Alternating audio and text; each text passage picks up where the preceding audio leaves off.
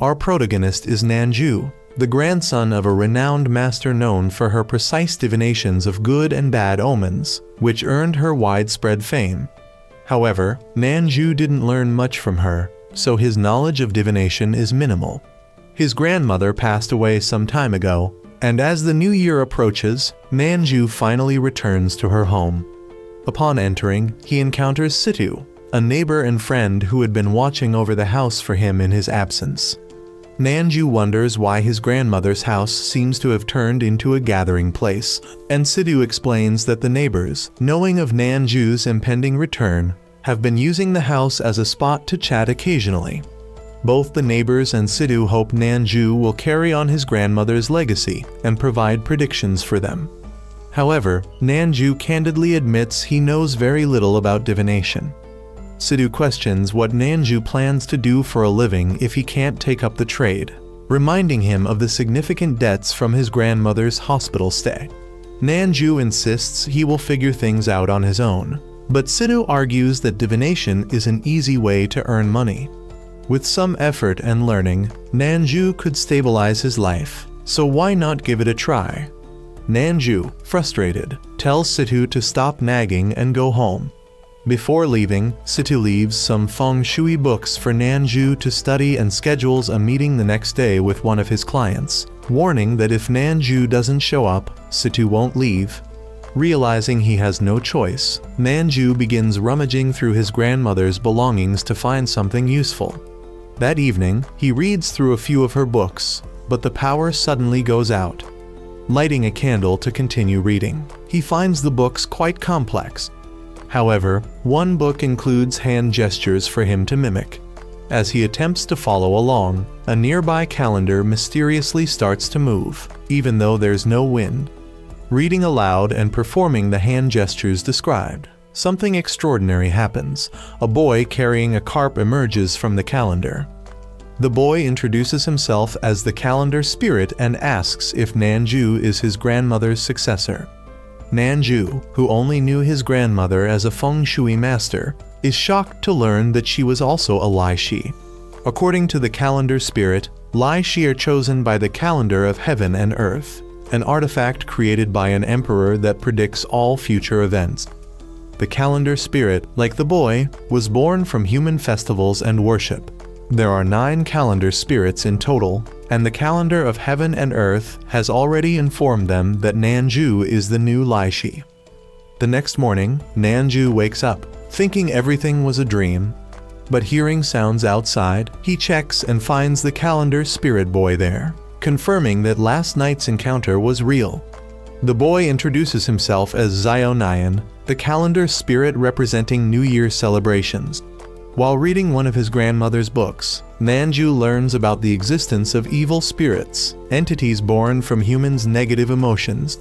Because these emotions exist everywhere, so do the evil spirits. Ordinary people cannot see them, but Lai Shi like Nanju can. Most misfortunes in people's lives are caused by the mischief of these spirits. Later, Zionayan smells something delicious and discovers Nanju has cooked a dish. However, he is instantly disheartened when he sees the dish is fish head curry. The issue isn't the taste, it's that the fish is Zionayan's carp. Zionayan demands compensation, and Nanju, realizing his mistake, offers a turtle as a replacement. Of course, Zionayan rejects this. That afternoon, Nanju accompanies Situ to meet a client. This client immediately notices that Nanju doesn't resemble the feng shui master Situ has brought in before and doubts his abilities. The client Nanju meets is responsible for constructing a bridge, but the project has been plagued with delays due to ongoing issues. Nanju soon discovers that evil spirits have been troubling the client. He warns the man that something will happen to him that night. Just then, a phone call from the construction site reports another incident with the bridge. The three head to the bridge, and the client and Situ leave Nanju alone to deal with the spirits. Nanju takes out the calendar of heaven and earth to summon Zionayan. After an impressively dramatic summoning ritual, Zionayan appears. Though he now has a new fish, he still demands compensation from Nanju, and even throws Nanju's turtle into the river. blaming him for the rebirth and diminished size of his fish. The two then begin their mission to exorcise the evil spirits. Xiao uses water bullets to attack the spirits, while Nanju wields powers granted by the calendar of heaven and earth. Xiao laments that if his original fish hadn't been cooked, he could have handled the situation in one strike. However, after some time, Xiao fish runs out of energy and faints. Realizing it's past midnight, Xiao notes that his shift has ended and vanishes. Left alone, Nanju is quickly surrounded by evil spirits. Suddenly, a fireball descends from the sky, dispersing the spirits. A new calendar spirit appears, accompanied by a lion that rushes toward Nanju not to attack, but to assist the spirit in fighting the evil spirits. Nanju is dragged away by the spirits, forcing the new spirit to intervene. With swift sword strikes imbued with flames, the spirit eliminates the evil spirits. As the situation worsens, he unleashes a powerful attack to swiftly annihilate them. Nanju recognizes the spirit as Lawang, the calendar spirit representing New Year's Eve. Lawang behaves oddly and warns Nanju to leave the area immediately. Back home, Nanju brews tea and notices a strange dog. Lawang explains it's his Nyan beast, a stray he adopted. While Nanju is inside making tea, Lawang suddenly becomes darkened and attacks him. Regaining his senses, Lawang apologizes, but Nanju suspects something is wrong. He summons Xiao to learn more. Xiao explains that Lawang is usually gentle, but Nanju sees him as a ticking time bomb.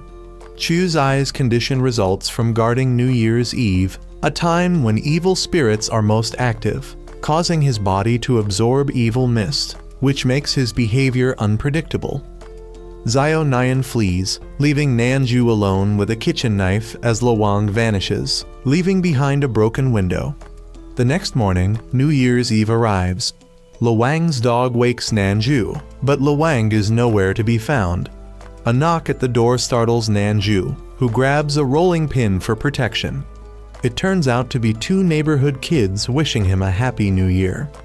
The boys reveal the neighborhood plans to host a New Year's party that night. Nanju suggests they hold it at his place.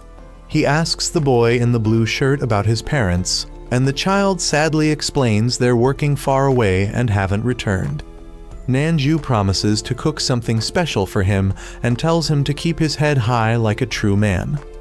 After the kids leave, Lawang returns, saying he has cleared the area of evil spirits. Nanju plans to step out briefly and asks Lawang to stay at the house. The people around started discussing how young parents nowadays are quite irresponsible, often leaving their children at home for the grandparents to take care of.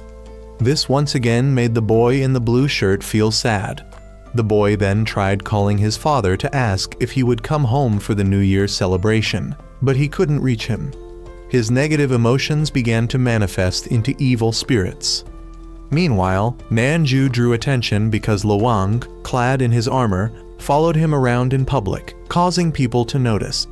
Lawang insisted that it was his duty to protect Nanju at all times. However, the only thing Lawang managed to accomplish was to embarrass Nanju by continually slaying evil spirits born from animals being sold in the supermarket. This led to Nanju receiving piles of compensation bills. Nanju told Lawang outright that he shouldn't interfere with the lives of ordinary people. Just then, Lawang sensed something and suddenly disappeared. The boy in the blue shirt was being bullied by a local thug, who snatched his phone. The boy tried to retrieve it, but the phone accidentally fell and its screen shattered. It was the phone his parents had given him to stay in touch, and now it was broken. The thug ran away but bumped into Lawang, who scared him off with his large sword. Nanju passed by and saw what had happened, so he went to comfort the boy and took him home.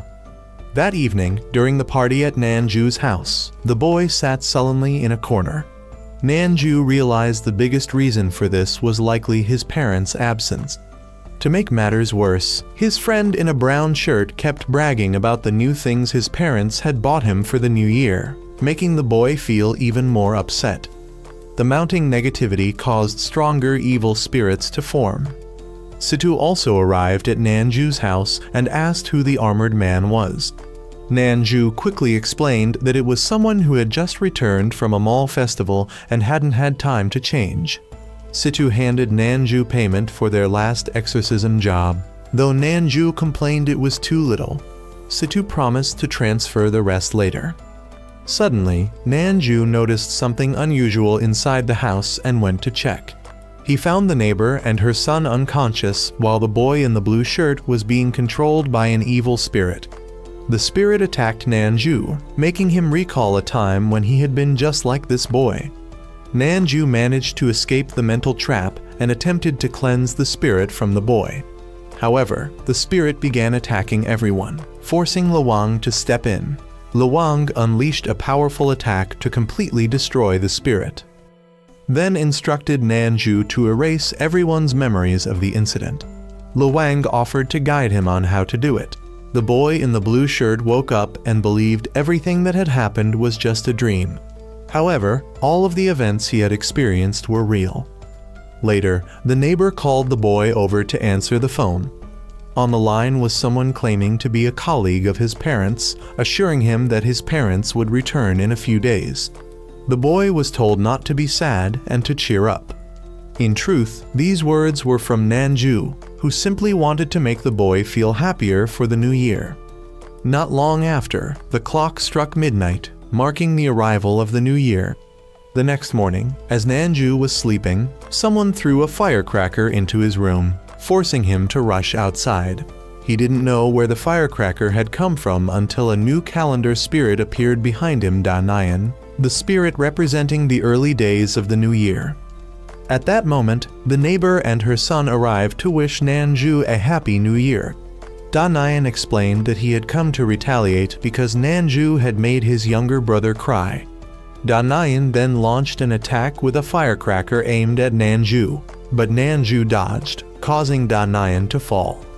The neighbor and her son greeted Nanju for the new year, but Nanju noticed an evil mist surrounding them. Danayan suddenly charged forward, causing a firecracker to explode and engulf the surrounding area. Nanju had to give Danayan a scolding for harming humans. However, Danayan insisted that his firecrackers only harmed evil spirits and not people. Nanju advised him not to throw firecrackers recklessly in the future, but Danayan, considering himself mature, refused to heed Nanju's lecturing tone. The neighbor mistakenly thought Danayan was Nanju's son, forcing Nanju to clarify the situation. Danayan then showcased his talent by writing couplets for New Year decorations, surprising everyone. He hung the couplets on Nanju's front door and asked the neighbor's son if he knew the reason for hanging red couplets and lighting firecrackers during the new year. Danayan explained that it was to ward off monsters that usually cause trouble during the new year, since these monsters feared the color red and disliked loud noises. The neighbor then invited everyone inside to eat dumplings. Situ also arrived to wish everyone a happy new year.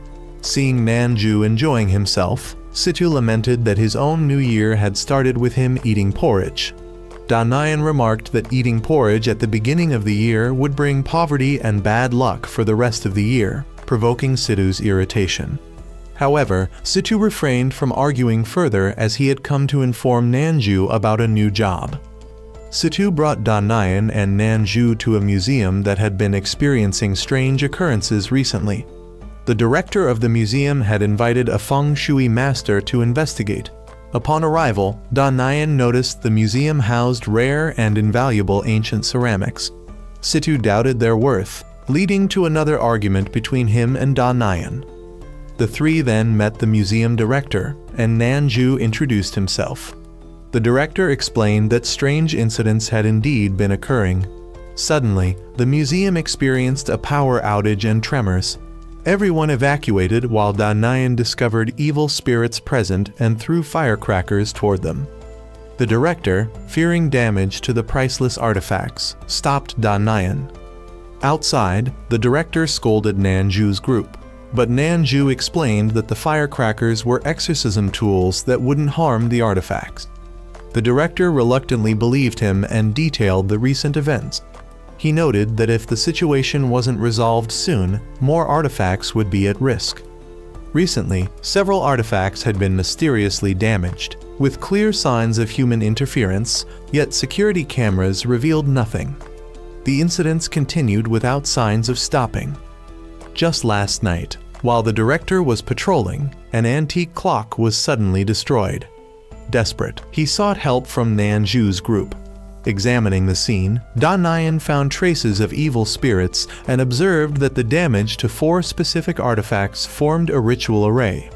Nanju proposed staying at the museum that night to confront whatever was causing the disturbances. The director, having no other options, agreed to their plan, emphasizing the importance of these artifacts, not for their monetary value, but their cultural significance. He wanted to preserve the beauty of ancient culture for future generations.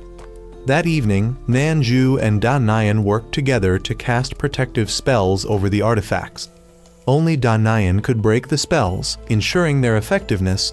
Soon after, the lights went out and strong winds began howling. A cat suddenly dashed into the museum, attempting to attack the artifacts. Fortunately, Da Nian's protective spells held firm. Both Nanju and Da Nian realized the attacker was a cat, but Da Nian corrected that it was actually an evil spirit. He urged Nanju to protect himself since he wouldn't be able to guard Nanju while fighting. The cat then transformed into a human-like figure, who revealed that they were a spirit born from the countless complaints of people. The figure explained that in China, when people drop objects, they often utter a phrase to ward off bad luck. These utterances had given birth to this spirit. The spirit attempted to attack Nanju, but he used his own magic to shield himself. Da Nian then used a New Year couplet to bind the spirit's hands. However, the spirit confidently declared that there was nothing it couldn't break free from. The fat spirit then used all its strength to knock away Da Nian's firecrackers. The firecrackers caused the protective spell to dissipate, allowing the fat spirit to quickly destroy the vase underneath, completing the ritual array. The vase shattered, sending a beam of light into the sky. The beam summoned dark clouds, and a black dragon appeared in the sky. The fat spirit rejoiced, believing it was close to obtaining a precious treasure. The black dragon descended and merged with Nanju's calendar.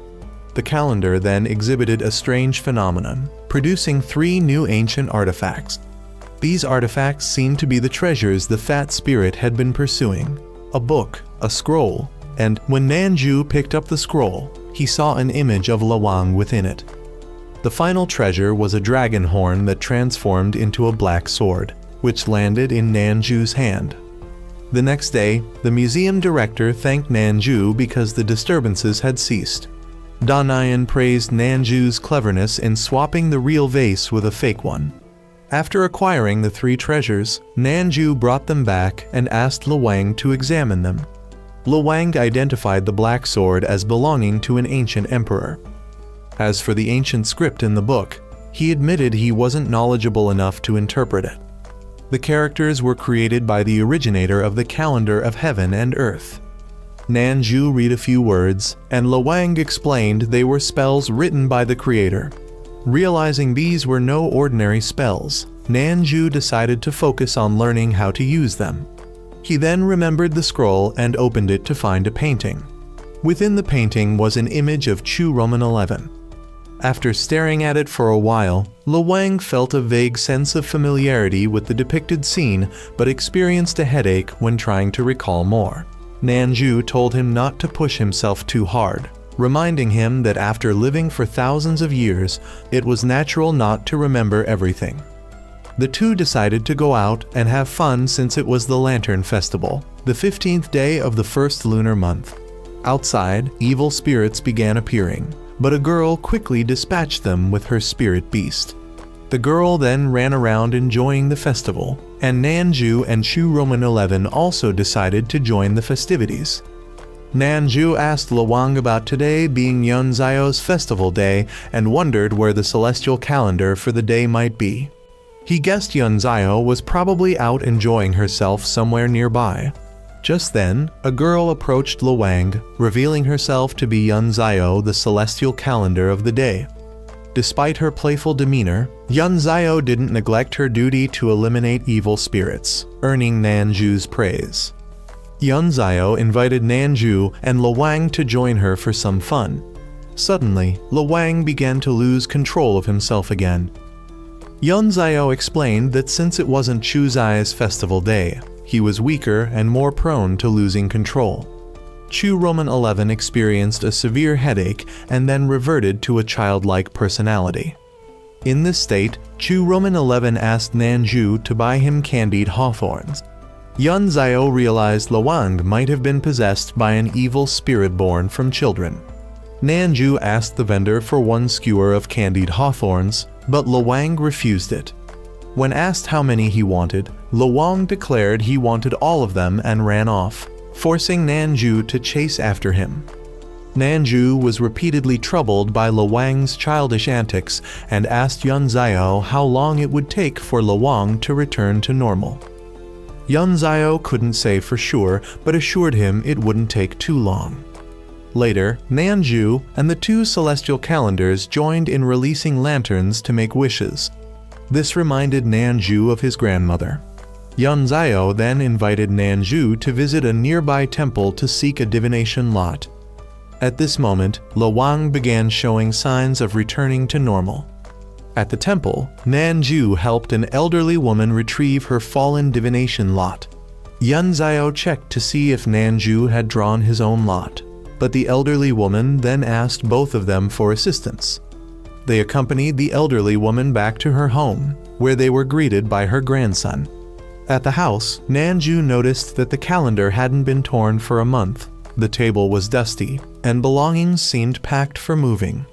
Yunzio started preparing food, while Nanju noticed the cakes Yunzio offered him. When he asked Luang if he wanted some, Luang declined.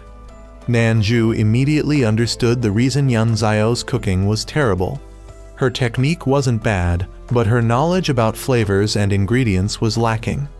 The elderly woman approached Nanju once more, handing him a box and asking him to deliver it to her son.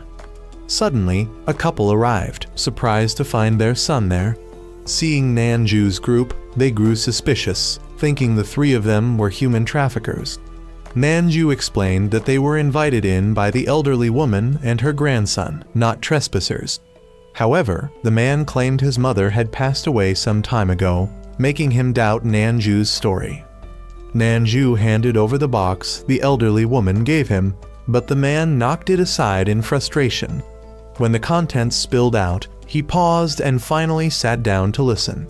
It was then that Nanju realized the elderly woman had indeed passed away long ago, which explained why the house was so worn down. Inside the box was a toy the man had once wanted his mother to buy for him, but someone else had gotten to it first.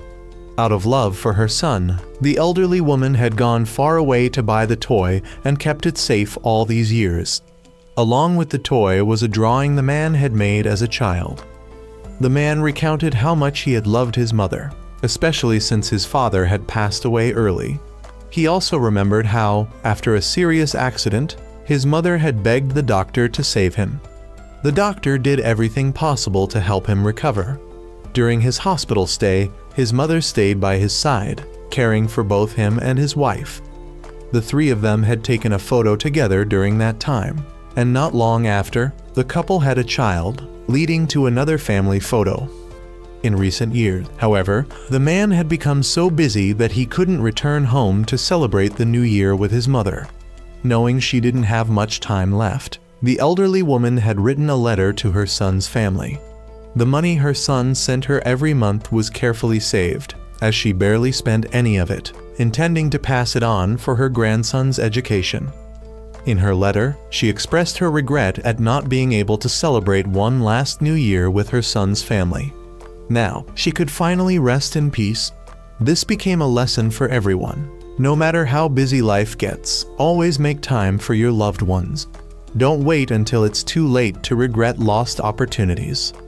The man's family burned lanterns to send their wishes to the elderly woman. Nanju's group, having completed their task, also left. Several days later, Nanju encountered a new celestial calendar who introduced himself as Hua Zhao, the deity representing China's ancient flower viewing festival. This festival was once popular in the past when young women would offer flowers to the gods, but it had since faded into obscurity, with only a few places still preserving the tradition. Hua Zhao remarked that human life was like a flower. It blooms briefly and then withers. He believed that, one day, all festivals would be forgotten, and celestial calendars like him would gradually fall into eternal slumber. Nanju expressed his desire to prevent people from forgetting such festivals, but Hua Zhao replied that life and death follow their destined paths, and one should face what comes with acceptance. As they talked, they noticed a girl hugging a nearby tree. She longed to see the tree bloom with a sick friend, but being blind, she couldn't see the blossoms for herself. Hua Zhao handed her a leaf to help her imagine the flowers. When they asked how she got there, she explained that a friend had accompanied her. That friend turned out to be Situ, who came running but tripped, prompting Nanju to help him up. Situ had a wound on his arm, from which evil spirits suddenly emerged. Hua Zhao quickly healed the wound and Situ introduced the girl as a nin. The two groups chatted for a while before a nin decided to leave. As she and Situ departed, Hua Zhao warned Nanju about the dangerous level of evil mist that had escaped from Situ's wound. However, when Nanju returned, he was puzzled because no evil spirits lingered around Situ. Hua Zhao explained that the evil spirits they encountered that day weren't born from Situ, but were brought there by someone else. However, Hua Zhao did not detect any evil mist on Ning either, so Nanju asked him to check on the situation around her. Not long after, Situ unexpectedly arrived, bringing food for Nanju. Immediately, Nanju knew that Situ must have come because of something related to Ning. In reality, Situ simply felt sorry for Ning. She had lost her eyesight due to an accident, and now her only companion was a dog. He couldn't bear to leave her alone. The dog was also the friend Ning had wanted to take along to see the flowers. Unfortunately, the dog was old and sick, meaning it wouldn't be able to stay by her side much longer. Ning frequently contacted a veterinarian, hoping to extend the dog's life. One day, she went out to buy some supplies, and the store clerk reminded her to be careful, as strange occurrences had been happening at night. After finishing her shopping, she headed home. As she walked into an alley near her house, she suddenly heard the eerie sound of the wind howling. Growing uneasy, she took a step back, just as a man pushing a cart loaded with cardboard boxes passed by. Out of nowhere, a dark figure lunged forward, forcefully knocking over the cart. The boxes were about to fall on Ning when Hua Zhao swiftly cast a spell to protect her. She recognized his voice and asked what had happened, but he brushed it off as a minor accident and assured her that everything was fine. However, Hua Zhao had realized that the appearance of the evil spirits was somehow connected to Ning. Meanwhile, Situ, who had gotten drunk, suddenly admitted that he truly liked Ning. Hua Zhao soon returned to inform Nanju of the situation, but as soon as Situ heard that Ning was in danger, he lost his composure. Hua Zhao left behind a flower branch to protect Ning, and at that moment, she reunited with her guide dog trainer. The trainer had come to advise her to get a new guide dog, as her current one was no longer fit for the job. However, Ning stubbornly refused. By then, her dog had been severely infected by the evil mist and had gone berserk. The protective flower branch activated its effect, forcing Hua Zhao to act first, while Situ and Nanju chased after him. The two of them climbed up to Ning's room, only to find both her and the trainer unconscious. Situ, too, was quickly knocked out by the evil spirits. Hua Zhao, already weakened, could not hold out much longer and was also defeated. Nanju had no choice but to draw his black sword to deal with the situation. With a single strike, he dispelled the evil mist, leaving behind the exhausted dog. Hua Zhao then created an illusion for both the dog and Ning, a space where she could see her dog and witness the blooming flowers she had always longed to admire together with it. In that moment, she realized how selfish she had been, holding on to the dog and causing it prolonged suffering. This realization finally gave the dog peace, allowing it to pass away without regrets. Not long after, Nanju took Sidhu to go flower viewing, where they saw Ning with her new guide dog, also admiring the blossoms. A few days later, a neighboring aunt visited Nanju's house to inform him that today was the Hanshi festival. Several elderly men in the neighborhood wanted to visit and play mahjong at his place, to which he agreed. It was then that he encountered the celestial calendar spirit of the day. The spirit introduced himself as Han Shi and, like Hua Zhao before him, appeared to be in a weakened state. Since guests were about to arrive at Nanju's home, he led Han Shi outside for a conversation. Han Shi explained that, like Hua Zhao, he was gradually fading as people forgot about their festivals, causing his power to wane significantly. The Hanshi festival was believed to commemorate a deity, but in truth, it wasn't exactly so. Han Shi recounted a tale from the past. A monk once took the last surviving heir of a fallen dynasty into exile. The two of them fled into the freezing mountains, enduring severe hunger. In desperation, the monk resorted to feeding his own flesh to the young heir to keep him alive. When the heir discovered the truth, he swore to repay the monk's kindness once he reclaimed the throne. Eventually, the heir did return and seized power, becoming king. The new ruler sought to reward the monk, but the monk refused, stating that he had merely done his duty. Afterward, the monk carried his elderly mother up a mountain to live in seclusion. Hoping to force the monk out of hiding, the king ordered the entire mountain to be set ablaze. However, when the fire had consumed everything, all that remained was the monk and his mother, their bodies burned to death beneath a lone tree. To honor the monk's sacrifice, people established the Hanshi festival and observed a taboo against using fire. Nanju knew that Han Shi had existed for a long time, so he asked whether Han Shi or Luang was older. Han Shi admitted that Luang was still the older one because Luang possessed immense divine power and had fought countless evil spirits. Despite being the strongest among the calendar spirits, Luang was always amicable with the others and never arrogant. Suddenly, other calendar spirits spoke up, expressing their desire to go outside and meet Hua Zhao. Nanju released them, and only the two brothers, Zhao Nian and Da Nian, along with Yun Zhao, appeared. Shortly after, Luang also showed himself. Yun Zhao then wondered why the calendar spirit Qinming was not present. The mention of Qinming seemed to irritate Da Nian. He explained that the Qingming festival had overshadowed the Hanshi festival, causing Han Shi to weaken as he was gradually forgotten. However, Han Shi held no resentment. Long ago, Qinming had been deeply saddened when his festival was regarded as a day of mourning. Han Shi had advised him that every festival held its own meaning, and that, in time, he would come to understand the significance of his existence.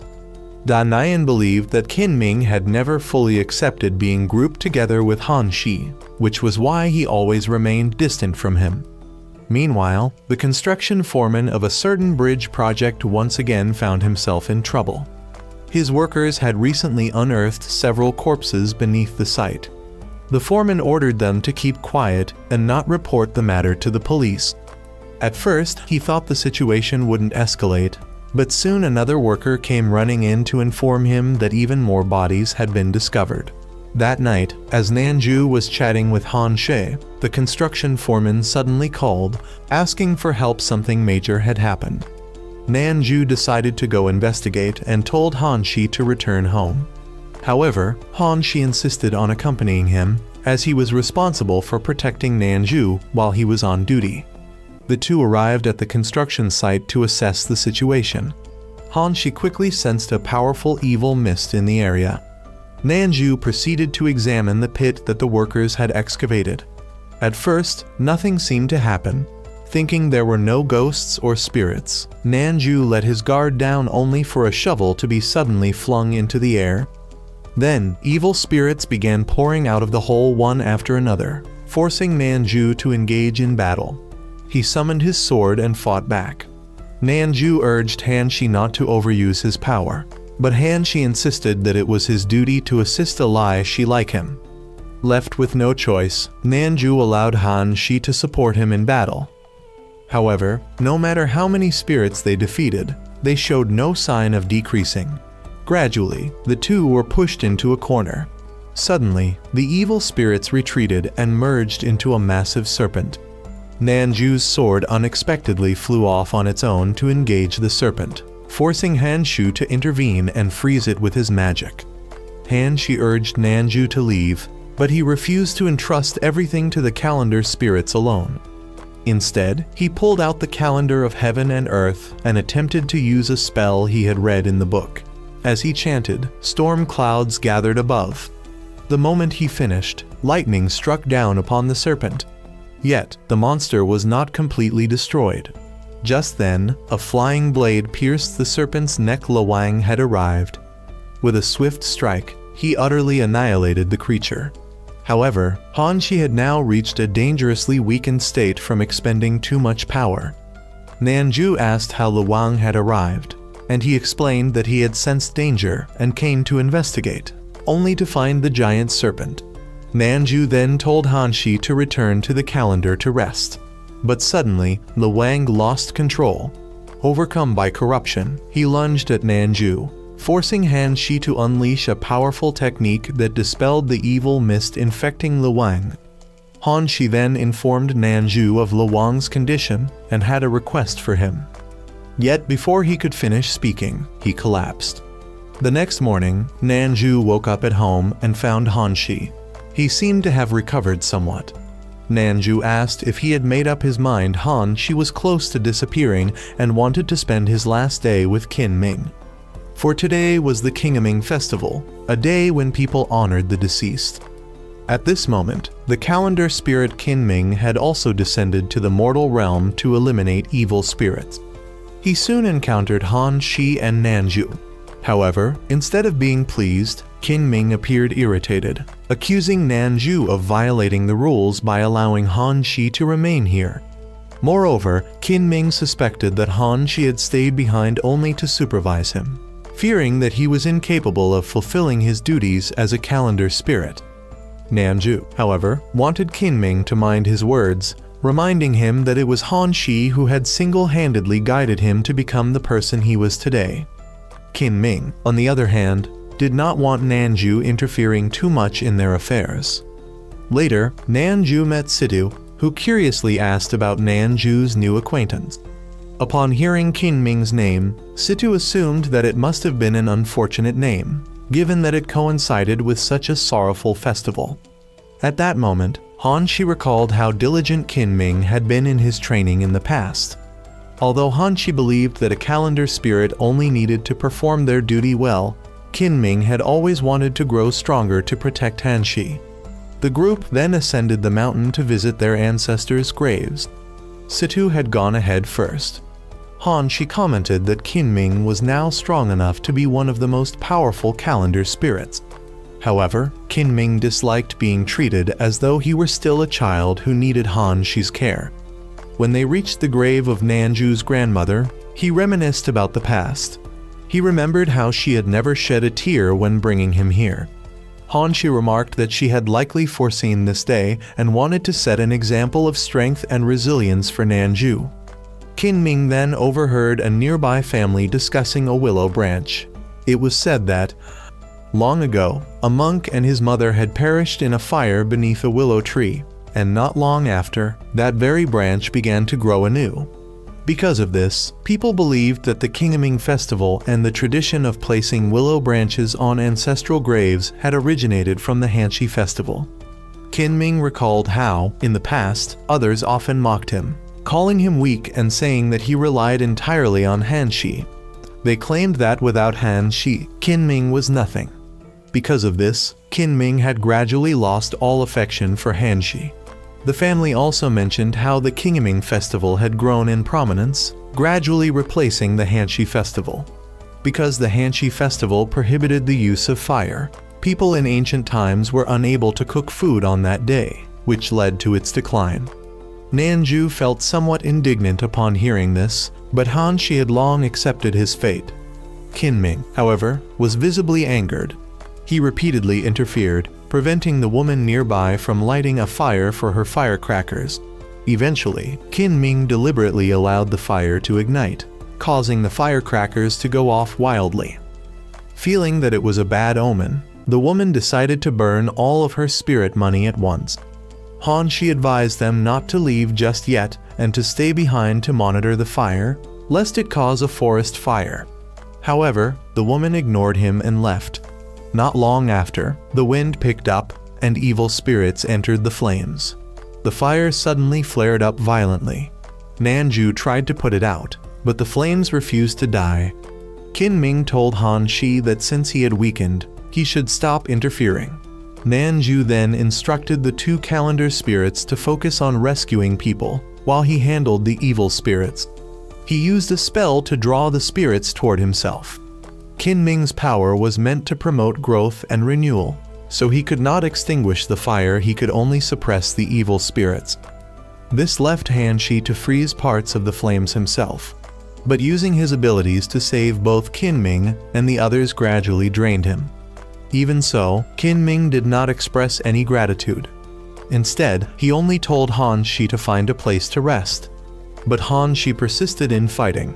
As the battle raged on, they discovered that many people were still trapped in the fire.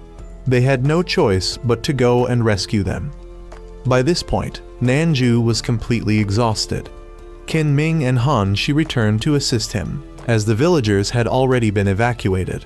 Suddenly, they realized that the family responsible for the fire was still trapped below. Nanju wanted to go save them, but he no longer had the strength. Thus, Hanshi made his decision. Kinming tried to stop him, warning that Hanshi had little divine power left. But Hanshi refused to think about himself, he prioritized the lives of the people. That was the duty of a calendar spirit. Summoning every last ounce of his remaining divine power, Hanshi created a massive formation. Snow began to fall from the sky, swiftly extinguishing the raging fire across the entire mountain. Hanshi then completely faded away and passed on. Meanwhile, the family responsible for the fire seemed unaware of how the blaze had started, which enraged Kinming. He was furious at their irresponsibility, which had led to Hanshi's permanent departure. Just as he was about to attack them, Nanju stepped in to stop him. Nanju realized that Kinming had been consumed by the evil mist and urged the family to flee. Kinming blamed everything on mortals. He believed that it was because of them that Hanshi had grown weak, and now, because of them, Hanshi had vanished. At that moment, Luang arrived and struck the evil mist away from Kinming. Kinming angrily pointed out that everyone seemed to value mortals. Did that mean calendar spirits like them were not worthy of the same importance?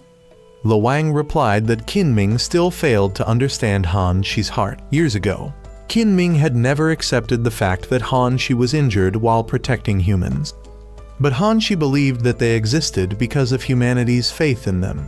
Even if evil spirits were born from humans, it was still their duty to protect mankind. Because Kinming had been mocked countless times as Hanshi's shadow, he had worked tirelessly to grow stronger, determined to no longer need Hanshi's protection. But as Kinming grew stronger, Hanshi only became weaker due to humanity gradually forgetting him. Yet Hanshi never once abandoned his resolve to protect the people. Nanju then revealed to Kinming that Hanshi had stayed in the mortal world today for one final reason: to spend his last moments with Kinming. Hanshi had known for some time that he would soon disappear, so he had chosen to remain and witness how much Kinming had grown. Everyone was heartbroken over Hanshi's departure. However, Nanju still held on to the belief that there might be a way to bring a calendar spirit back. Luang, regretfully, told him that what he wished for was impossible. Calendar spirits, like humans, could not return once they had passed away. They had all long accepted that they would one day face their end. Nanju then asked Luwang where Qinming had gone. Luwang replied that Qinming should be left alone for now. At this moment, Qinming remained on the mountain, drowning his sorrows in alcohol. But no matter how much he drank, he could not forget Han Shi. Suddenly, the evil mist reappeared. It whispered to Qinming, affirming his thoughts that humans were not worthy of protection. They were nothing but irresponsible beings who had betrayed Han Shi. Despite being saved by Han Shi countless times, they had so easily forgotten him. Indeed, mortals were undeserving of a calendar spirit's protection. Qinming, once again, began to succumb to the evil mist's influence.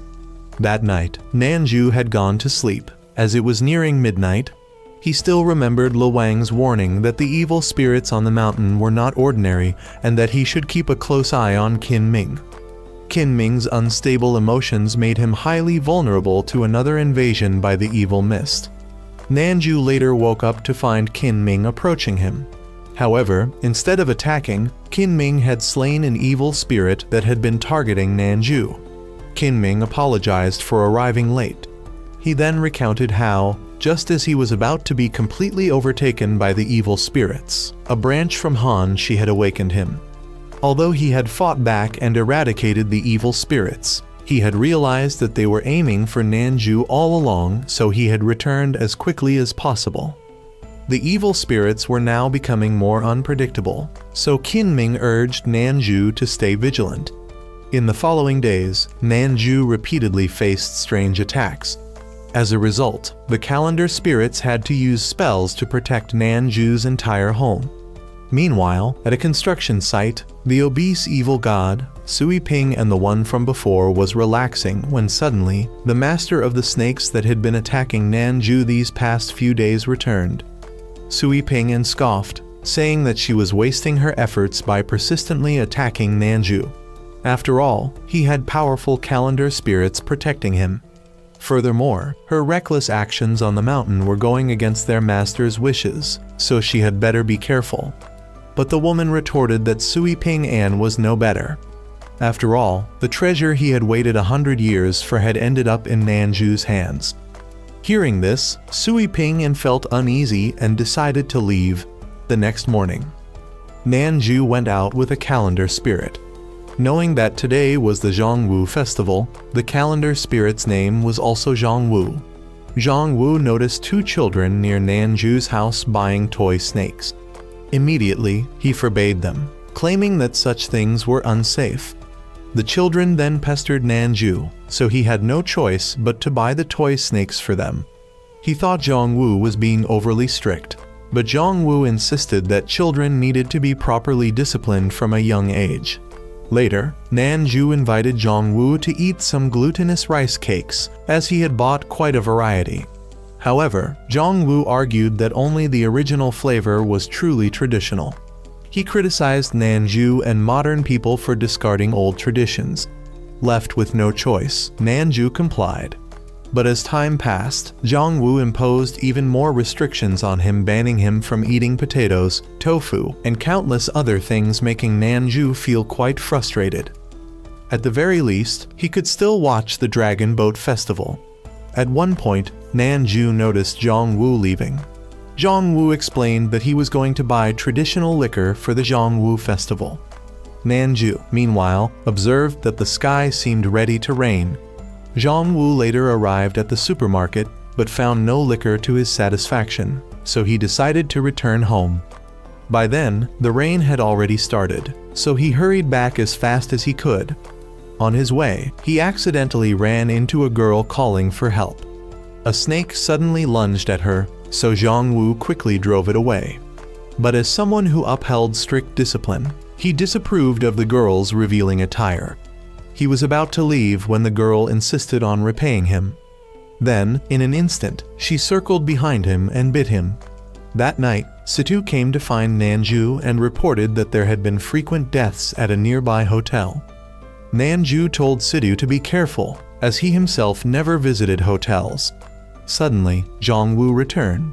He was now being controlled by the snake woman through the bite wound. At this point, they realized that she was also responsible for the recent hotel deaths and that she was indeed targeting Nanju. Zhongwu approached Nanju and handed him the liquor, but Nanju sensed that something about him seemed off. Then, Zhongwu snapped out of it, but he was clutching his head in pain. The snake woman knew that her venom could not fully subdue a calendar spirit. Right after, another murder case was reported. Situ suspected that a snake woman demon was behind it and expressed a desire to see her. Nanju, knowing it was pointless, still tried to warn Situ to be careful. The snake woman immediately noticed a new target and decided to leave in pursuit. The next day, Nanju and Zhongwu visited the hotel where the murders had occurred. Nanju found it strange that there was no trace of any evil spirits there. He also questioned Zhongwu about the red mark on his neck, suspecting that he might have had an encounter with a woman. But Zhongwu, being strict and devoted to his duty, dismissed such thoughts. He figured it must have been from the girl he saved the other day. That night, Nanju browsed the news online and discovered something unusual. The entire city was suspiciously clean. Not a single evil spirit had appeared, despite the increasing number of murders. It was as if something or someone had scared them away. As for the murders, they might have been the work of a serial killer. Meanwhile, a drunken man was making his way home when he was suddenly drained dry by some unknown force, his body completely vanishing. At that moment, Sui Ping appeared and confronted the entity that had just consumed the man. This being was Santai, a subordinate of the master whom Sui Ping served. It was actually this obese evil god who had been clearing out the evil spirits in the area, seemingly preparing for some larger scheme. Sui Ping mentioned that the snake woman had been obsessively hunting Nanju, but Santai simply ignored her actions. By then, Nanju and Zhongwu had returned home and encountered Situ. Situ suddenly approached them, speaking incoherent words, before unexpectedly pulling out a knife and attacking Nanju. Nanju managed to dodge in time and noticed a bite mark on Situ's neck identical to Zhongwu's. The snake woman then launched another surprise attack on Nanju, but he narrowly evaded it. Seeing this, she decided to retreat but left behind an address for Nanju. If he didn't show up, Situ would be her next victim. Zhongwu now fully realized who was behind all of this. He revealed that the snake woman was Viper, the very same girl he had saved earlier. Determined to put an end to this, Nanju and Zhongwu headed to the construction site, where they found Situ waiting for them. While Zhongwu was treating Situ, Nanju went to confront Viper. He recalled that she was connected to the snake he had previously slain alongside Han Shi and Lo Wang. Nanju speculated that the corpses in the pit were all victims of Viper and accused her of causing havoc in the human world. However, Viper argued that life followed the rule of the strong preying on the weak. She claimed that hunting prey to feed her offspring was a natural thing. But Nanju countered that human lives were not for her to decide. Viper then retorted if Nanju had killed her offspring, did that mean he had the right to make such decisions? She attacked him, forcing Nanju to draw his sword in defense. However, the evil spirits she had summoned emitted a toxin that made it difficult for Nanju to breathe. Zhongwu rushed to assist him, while Sui Ping created a formation around Nanju's location and reported back to Santai. Santai, seeing that the stage was set, merely awaited the actors to play their parts. And the awaited actor had arrived. Lo Wang descended from the sky and struck Viper, injuring her. She had been waiting for Lo Wang, eager to take her revenge. But just then, Santai ordered Sui Ping to activate the formation. Rain suddenly poured down, making Zhongwu wary of a bad omen. He urged Lo Wang to retreat, but Lo Wang wanted to finish the fight quickly. Then, without warning, the formation activated. Lo Wang shoved Nanju out of the formation's boundary just in time. Suddenly, evil spirits from all around converged upon Lo Wang, possessing him. Viper, realizing this unexpected turn of events, decided to retreat. Nanju unsheathed his sword and attempted to destroy the formation, but it was futile. The formation was constructed from thousands of evil spirits, making it nearly impossible to break. the Wang began losing himself, gradually falling under the evil spirit's control. Zhongwu intended to take Nanju and escape, but Nanju was determined to save Luwang first. At that moment, Sui Ping An was also unexpectedly pulled into the formation. He then realized that he had been deceived by San Tai. Despite this, Nanju pleaded with Zhongwu to let him try one last time. Nanju then used his sword and chanted an incantation from his book. Summoning a black dragon, the dragon charged straight into the formation. Luwang was saved, and fortunately, he had not yet been completely possessed by the evil spirits. Zhongwu, seeing that Luwang was safe, stated that he would need time to recover. Meanwhile, Nanju recalled a vision he had when he was poisoned by Viper in it. Viper was unearthed by Sui Ping An, a snake, and an unknown figure who had assigned her a task. A few days later, a new calendar spirit arrived. She was Sheng Ming. At that moment, she and Nanju were at a shrine where people typically prayed for love. However, Sheng Ming destroyed all the red strings of fate. Her reasons were twofold. First, she had suffered emotional wounds before and was jealous of others' happiness. Second, she believed that if love could be severed as easily as a string, then it was never true love to begin with. For those wondering about Sheng Ming's identity, she simply represented Valentine's Day upon returning home. Sheng Ming saw displays of romance everywhere. Even the television was filled with romantic dramas. Among them was an interview featuring an elderly woman who had waited for her beloved for 40 years. Nanju remarked that this was what true love looked like, and he wanted to help the old woman. Sheng Ming, however, dismissed him as still too young to understand. Just then, Sidu arrived and was surprised to see Sheng Ming. At first, he thought he had come to the wrong house, but Nanju was indeed inside. Situ then assumed that Nanju had gotten a girlfriend before he did, forcing Nanju to explain the situation. Nanju then asked why Sidu had come, to which Sidu replied that he had a guest today. And that guest turned out to be none other than the elderly woman from the television interview. The old lady brought some gifts for Nanju. Sheng Ming immediately recognized the pastry. It was the kind that women in the past used to give to their lovers, much like how people gift chocolates today. The old woman then asked Nanju to help her find the man she had waited for all these years. The problem was that if he were still alive, he would be around 70 years old by now. But whether he was alive or dead, she still wished to see him one last time. Sheng Ming pointed out that if he were still alive, he might already have a family of his own. Her comment was a bit tactless, but she still wanted to help, partly to show Nanju how easily modern men succumb to temptation. She then asked the elderly woman if she had kept anything belonging to the man. The woman revealed that she had a trumpet. Nanju drove Sidu outside, preventing him from peeking, as Sheng Ming was about to cast a spell. She examined the red string of fate connected to the trumpet to trace where it led. After some time searching, Sheng Ming successfully located the person they were looking for. The two then arranged a meeting with the old woman at a shrine. The old woman had meticulously prepared for this reunion. However, Sheng Ming bluntly warned her that after so many years, the person she sought might have changed in appearance significantly. Yet the old woman was confident that she would not mistake him. So, Sheng Ming instructed her to go behind the large tree to meet him. Sheng Ming and Nanju made a bet: if the old woman had a happy reunion, Sheng Ming would tell Nanju her own story. But if the reunion ended in disappointment, then Nanju would have to serve as her attendant for a day. The old woman walked toward the tree, and indeed, she found the man from her past. However, the elderly man merely stood up in surprise, walked past her, and approached his wife. The old woman called out his name, but the man showed no sign of recognition, puzzled as to how she knew his name.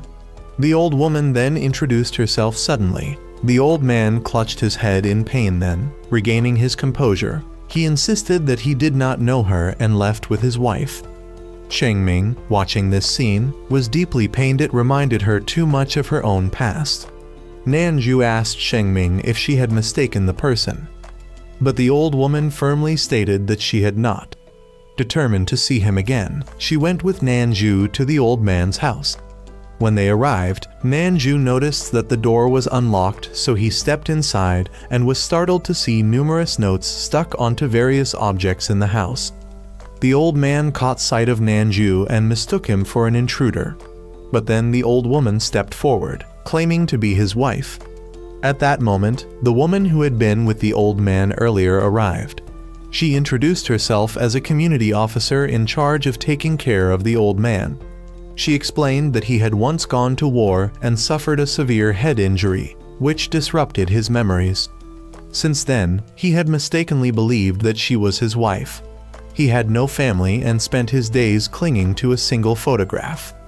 The woman clarified the situation to help the old man calm down. Only then did the old woman realize. The family photograph he had been holding onto was missing her face. That was why he did not recognize her.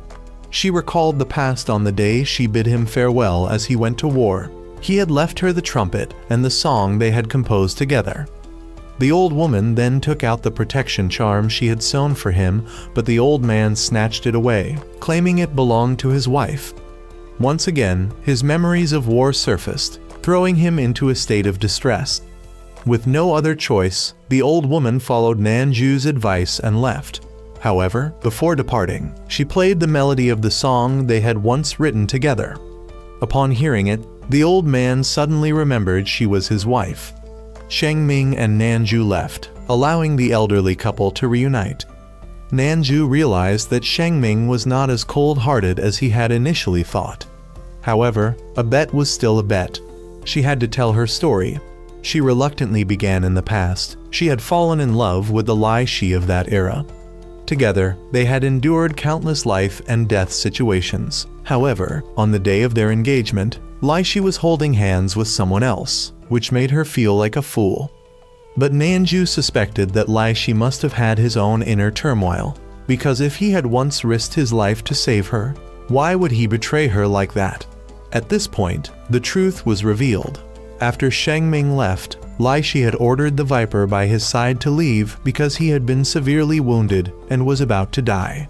He decided to do this in order for Shengming to sever her feelings for him and to harbor hatred towards him, because he wanted her to forget him and live on. After some time, Nanju had been attacked much less frequently. One day, while he was watching TV, the contractor called for help, seeking Nanju's assistance. When he arrived, he saw that the spiritual talisman pasted on the door had been torn off. The foreman, upon hearing Nanju's arrival, immediately ran out and clung to him, pleading for help. Suddenly, a dark aura descended, sensing the threat. Nanju was forced to draw his sword in defense. Moments later, 4 blue flames appeared. The flames coalesced, forming a palanquin. From within, a figure emerged, a man wearing a demonic mask. This person quickly approached and knocked Nanju's sword away. However, he was not an enemy but a god named Zhongyang.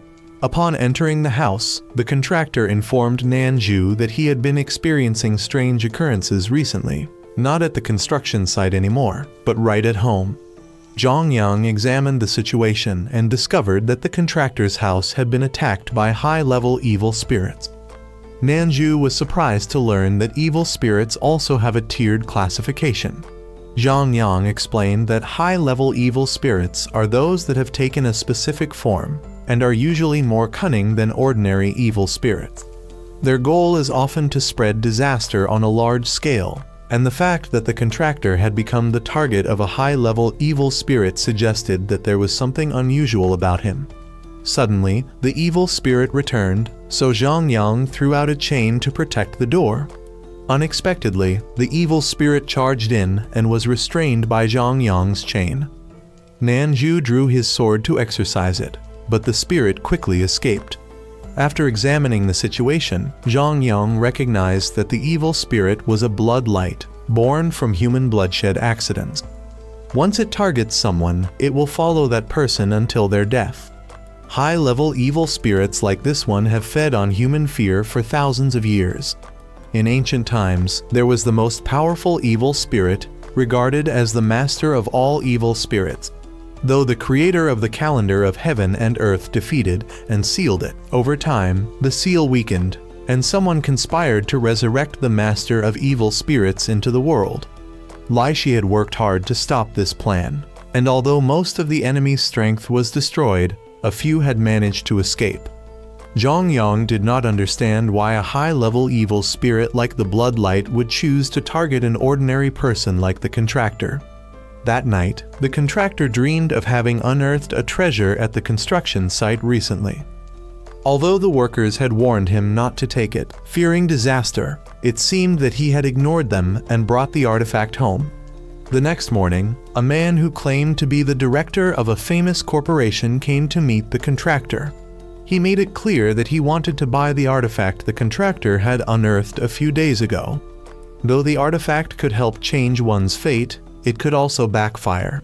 Seeing the other party was willing to offer a large sum of money, the contractor believed the treasure was not ordinary, so he decided to keep it and sent the director away.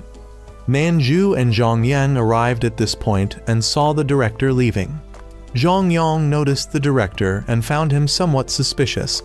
That evening, Nanju and Zhang Yang, along with the contractor, went to hunt down the Bloodlight.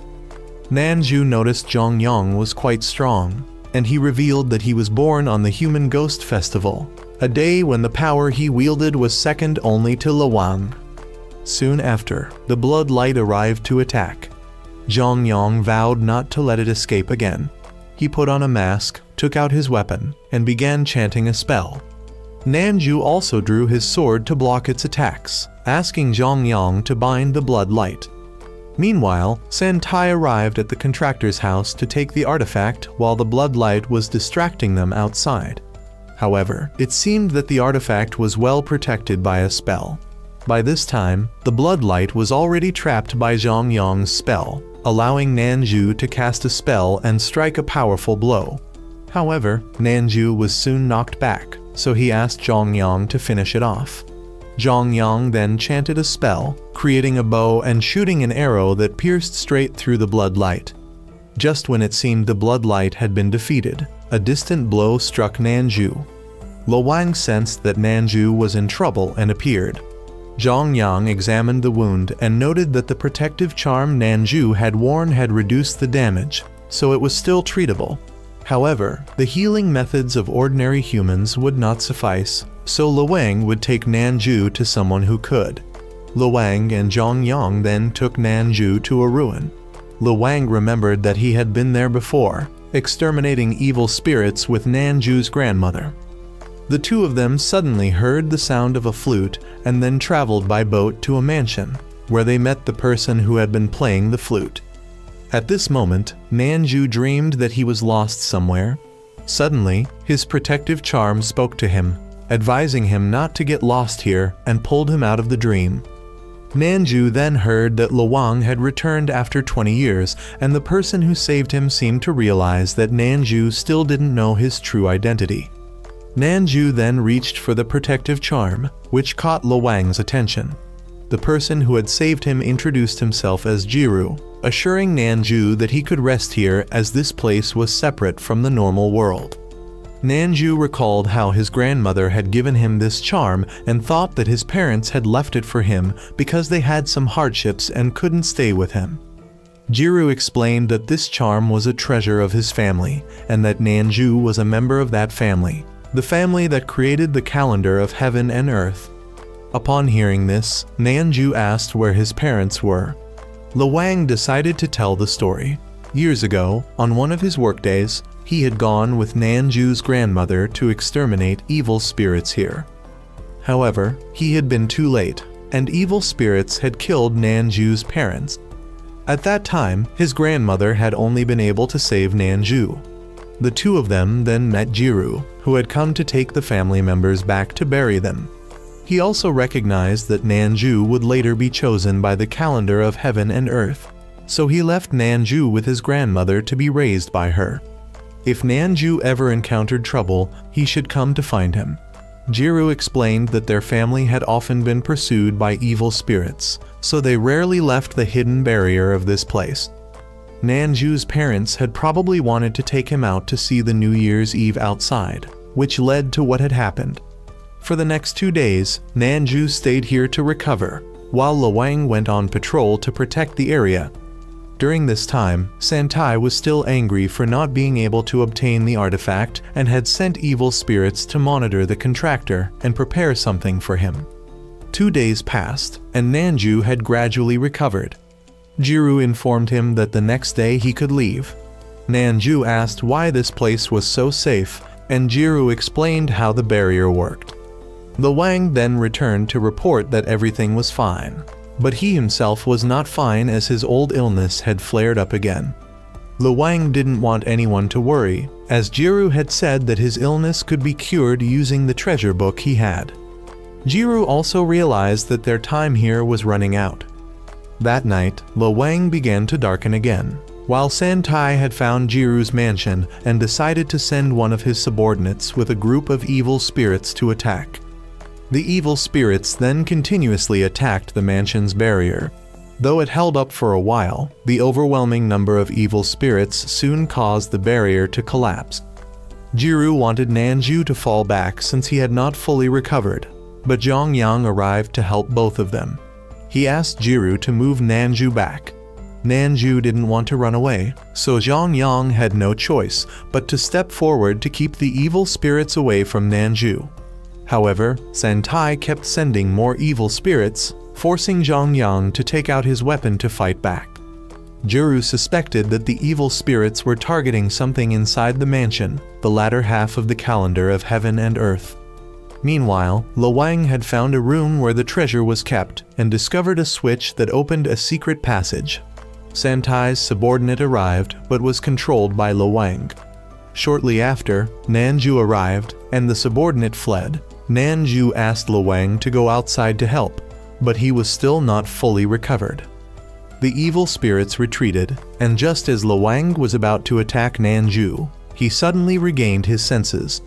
Jiru realized that the room had suffered no damage, which was a good sign. The latter half of the calendar of heaven and earth had disappeared with its creator, so this room only contained protective mechanisms for the mansion. The next day, Nanju prepared to leave, deciding to let Lo Wang rest for a while he and Zhang Yang would manage things for the time being. Jiru then gave Nanju a farewell gift. Not long after leaving, Nanju realized it was a notebook detailing various aspects of his family's history. Upon returning home, Nanju met his neighbor, who mentioned that a new mother and son had moved in. The neighbor explained that the mother was seriously ill and often hospitalized, while the son seemed cold but had a kind heart. The family was in difficult financial straits. The father had been a police officer but had died in the line of duty, and the son didn't seem to mourn his loss much because the father had rarely been home, abandoning his family. Now that the father was gone and the mother was ill, the son had to use the money his father left behind and work extra jobs to take care of her. Suddenly, news appeared online about the father, and Nanju was horrified by the malicious person who had posted this. That evening, Nanju and Kinming prepared for the Zhongqiu festival, during which Nanju would perform a ritual to revive Hanshi. Although Kinming wasn't certain that the ritual would succeed, he helped Nanju in every way he could. The next morning, Nanju met the deity of the day, Zhongqiu, who had just bought mooncakes and almost dropped them. He demonstrated his martial arts skills to save the cakes. Zhongqiu then asked why Nanju bought cakes from this shop, and Nanju explained that his grandmother used to buy from there, and the shop allowed customers to make their own cakes and set a delivery date. Zhongqiu asked if Nanju was ready for the evening's ritual, to which Nanju replied that he had prepared well to resurrect Hanshi. His only concern was whether Lo Wang had recovered. Zhongqiu thought that Lo Wang only needed a few days of rest with the calendar, and everything would be fine.